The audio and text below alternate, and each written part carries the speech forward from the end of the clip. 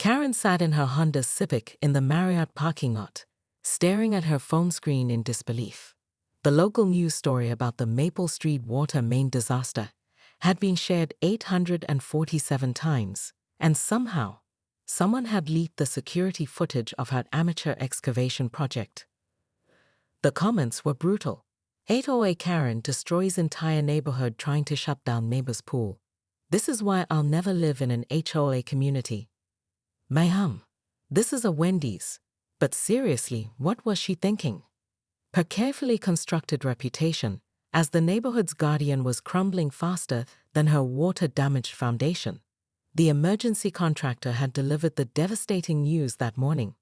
$67,000 in repairs, and that was just for her house. The city was still calculating damages for the water main, school closure, and 43 households without water for 18 hours. Karen's phone buzzed with a text from 808 Board President Margaret Chen. Emergency meeting tonight. We need to discuss your situation. The irony wasn't lost on her. For years, she'd demanded emergency meetings to address other people's violations. Now she was the violation. Her insurance company had been less than sympathetic. Acts of intentional property damage aren't covered under your homeowner's policy, Mrs. Whitmore. You'll need to speak with your attorney about liability coverage. Attorney. The word made her stomach clench. She'd never needed one before. Her weapon had always been regulations and strongly worded letters. Now she was facing potential lawsuits from the city, her neighbors, and possibly the school district. But it was Jake's response that bothered her most. Instead of gloating or demanding justice, he'd actually helped coordinate the neighborhood's response to the water emergency. He'd opened his garage as a distribution point for bottled water, let elderly residents use his bathroom facilities, and even offered to let Karen stay in his guest room while her house was being repaired. I know we haven't gotten along, he'd said quietly while she packed a suitcase of salvageable belongings, but neighbors help neighbors, right? His kindness felt like salt in her wounds. She'd spent months trying to prove he was a rule-breaking menace, but when crisis struck, he'd been more community-minded than she'd ever been. That evening, Karen walked into the community center for what she knew would be her last HOA board meeting as a member in good standing. The room was packed, neighbors she'd cited, board members she'd harangued, even some teenagers who'd probably come for the entertainment value. Margaret Chen called the meeting to order with unusual formality. We're here to address recent events that have impacted our community and to discuss Mrs. Whitmore's continued role in HOA governance. Karen had prepared a speech about community standards and necessary oversight, but looking at the faces around her, some angry, some disappointed, a few actually sympathetic, the words felt hollow. I was trying to protect our property values, she began, her voice smaller than usual. Everything I did was for the good of the community, including flooding the Hendersons' nursery and destroying their prize orchids, called out Mrs. Patterson, who'd never spoken harshly to anyone in the 15 years Karen had known her. The room murmured with similar grievances. Karen realized that while she'd been focused on violations and regulations, she'd never actually built relationships with these people. She knew their fence heights and paint colors, but not their names or stories. Jake stood up from the back of the room. Look, we all make mistakes. Maybe we can figure out a way to move forward that helps everyone. But Karen could see it in their faces. The trust was broken. Her role as the community's watchdog was over, and she wasn't sure who she was without it. As the meeting continued around her, Karen found herself wondering if there might be a different way to be part of a community. One that didn't involve measuring tapes and violation notices. The real question was whether she was brave enough to try it. Karen's basement office, where she'd meticulously organized 3 years' worth of HOA violation documentation, was now completely underwater. Her color-coded filing system floated like confetti as she watched her life's work dissolve into soggy paper mache.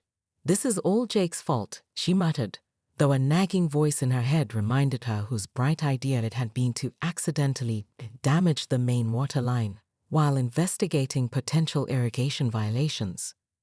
The morning had started so promisingly. Karen had convinced herself that a small leak near Jake's pool equipment would force a city inspection, which would surely uncover some violation she'd missed. Armed with a small shovel and righteous indignation, she'd crept into his backyard at dawn, targeting what looked like a vulnerable connection point. The problem was Karen's limited understanding of residential plumbing. What she'd assumed was Jake's private irrigation line turned out to be the main water supply for their entire block. Her gentle investigation with the shovel had cracked a 6-inch municipal pipe, and by the time she realized her mistake, water was erupting like a geyser. 911. What's your emergency? There's been a terrible accident. Karen had gasped into her phone, ankle deep in the rapidly expanding flood. Someone's damaged the water main on Maple Street. You need to send everyone. Fire department, water department, maybe the National Guard. She tried to sound like an innocent bystander, but her muddy clothes and the shovel still clutched in her hand made that difficult when the first responders arrived, especially since Jake's security camera had captured the entire amateur demolition project. "Ma'am, did you cause this damage?" the fire chief had asked, surveying the scene with the weary expression of someone who'd seen too many HOA disputes gone wrong. "I was simply inspecting for code violations," Karen had replied, drawing herself up to her full height, despite the water swirling around her ankles. "As a concerned community member, I have every right to ensure our neighborhood standards are maintained." The fire chief's radio crackled with updates. The break had shut off water to 43 homes. The elementary school would need to close early. The damage estimate was climbing towards 6 figures. But Karen's real crisis was just beginning. As city workers scrambled to locate the shoot-off valve, the diverted water was following the path of least resistance, straight into the storm drains that connected to the aging sewer system beneath her own property. Mrs. Patterson from next door appeared at Karen's fence, looking concerned. "Karen, dear, is that water coming up through your basement floor?" Karen turned to see dark water seeping through her foundation, carrying with it the unmistakable smell of everything she'd spent years trying to keep out of her perfect neighborhood. Her prized garden, her immaculate lawn, even her HOA office. Everything was being contaminated by the very chaos she tried to prevent. "This is temporary," she announced to no one in particular, though her voice cracked slightly. "A minor setback in maintaining community standards." Jake appeared at his back gate, no longer smug, but genuinely concerned. "Karen, you need to get out of there. That's not just water. The whole sewer system is backing up."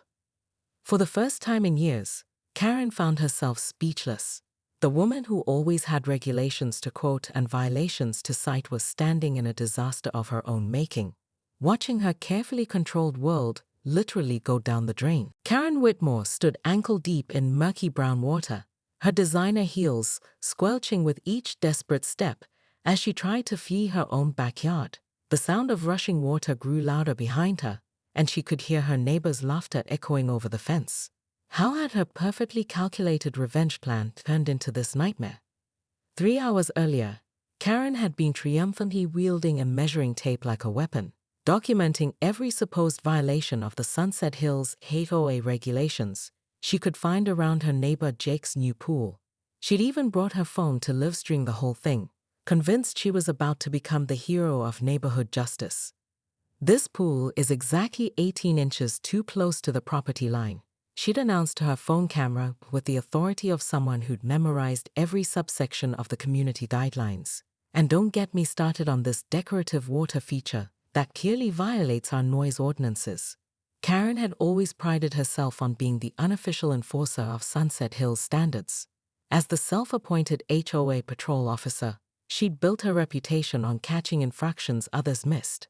Her daily walks weren't for exercise. They were reconnaissance missions.